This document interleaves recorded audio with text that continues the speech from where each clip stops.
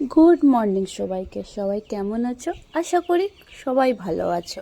তো আজকে আমার সকাল উঠতে না উঠতে দেখলাম আমার টুনটুনি মামা বাড়ি যাওয়ার জন্য রেডি হয়ে গেছে। যেহেতু আমাদের এখানকার নিয়ম কি আপনি আগে ঘরের ভাত, মামার হাত থেকে ভাত খেয়ে তারপরে মামা বাড়ি গিয়ে ওখানে খেতে হয়। তাই সকাল সকাল আজকে রেডি হয়ে গেছিলো আমার টুনটুনি ভালো করে। আচ্ছা, ওর টাক কী করে হয়েছে সেটা আরামসে একদিন ভিডিওটা আপনাদের সাথে বানিয়ে দেখাবো। এই যে টুনটুনিরা বেরিয়ে গেছি, তারপরে আমরা স্নান টান করে সব কিছু ফ্রেশ হয়ে চলে গেছিলাম রান্নাঘরে। আজকে যেহেতু রান্না করা পালা আমার ছিল, তাই বিরাট কষ্টতে কিন্তু রান্না তো করতে হবে, তাই রান্না করতে গেছিলাম। আজকে আমার মেনুতে ছিল মাংস, শাক ভাজা আর উচ্ছা আলু ভাজা। তার জন্যে সব কিছু রেডি টুডি করে দেখিয়ে দিচ্ছিলাম ভালো করে। কিন্তু শাক যেহেতু এখনও হয়নি, তাই শাকটা একটু টাইম লাগলো। তারপরেই গ্যাস ট্যাস ভালো করে ধুয়ে পরিষ্কার করব, তাই রেখে দিয়েছিলাম। আচ্ছা, এবারে আমাদের ঘরে যেহেতু মঙ্গলচণ্ডী পুজো আছে কালকে, তাহলে ওটার জন্যেই একটু সে গ্যাসকে ভালো করে পরিষ্কার করে রেখে দিই। তাই খাওয়া দাওয়া সব কিছু আবার কমপ্লিট করে সব কিছু রেস্ট নিচ্ছিলাম, তখনই দেখলাম ঝড় স্টার্ট হলো নাকি বৃষ্টি। ঝড়টা ভালোই পরিমাণে দিচ্ছিল। আচ্ছা, কালকে কে কে দেখতে পেয়েছেন বলবেন তো? র্যাম্বো দেখা গেল।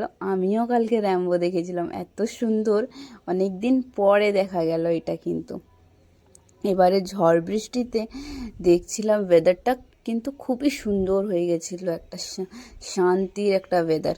কিন্তু কিছু করার নেই, বৃষ্টি তো হয়নি। যেহেতু এত পরিমাণে গরম, বৃষ্টি না হলে কিন্তু আর থাকাই যাচ্ছে না।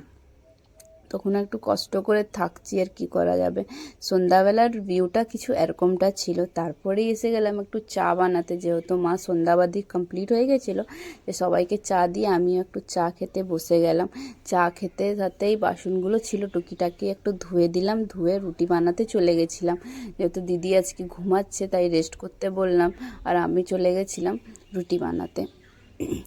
রুটি বানিয়ে ভালো করে ওকে গুছিয়ে রাখছিলাম। আচ্ছা, গুছিয়ে রাখা মানে শুধু এরকম রাখা নেই, একটু সাজিয়ে রাখা। আমাকে সবসময় রুটিটা একটু সাজিয়ে রাখা পছন্দ হয়, যেহেতু রুটিটা গরমও থাকে আর খেতেও বেশ ভালো লাগে। তাই আমি একটু সাজিয়ে গুজিয়ে রাখতেই পছন্দ করি। এই যে রাখছিলাম ভালো করে সাজিয়ে সুন্দর করে।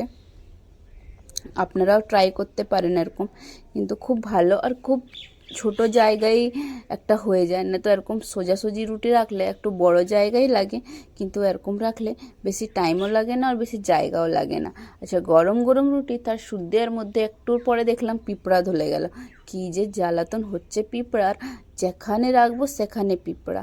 তারপরে একটু দুধ বাবা এনেছিল, তাই দুধ গরম বসিয়ে টসিয়ে চলে গেছিলাম সবজি কাটতে। সবজির মধ্যে কুঁদরি ছিল, কুঁদরি আলু ভাজা। যেহেতু দাদা নিরামিষ খেতে বেশি পছন্দ করে, নিরামিষ বিনা অয়েল, একবারে লাইট ওয়েট খাওয়া, তাই ওনার জন্য ওরকমই খাওয়া হয় সবসময়। আর ওনাকে বেশি সাউথ ইন্ডিয়ান খাওয়া পছন্দ হয়, তার জন্যে ও এরকমই খেতে চায়।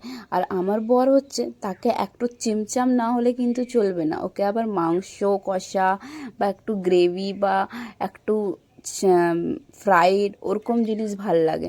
ও একটু রিচ খেতে বেশি পছন্দ করে, যেহেতু লুচি হলো এরকম টাইপের খাওয়া ওকে খুব প্রিয়, খুব ভালো লাগে। ওটা শরীরের পক্ষে ভালো না, কিন্তু সবসময় যেহেতু খায় না, কখন কখন খায়, তাই ওকে ভাল লাগে তো এসবই খাওয়া।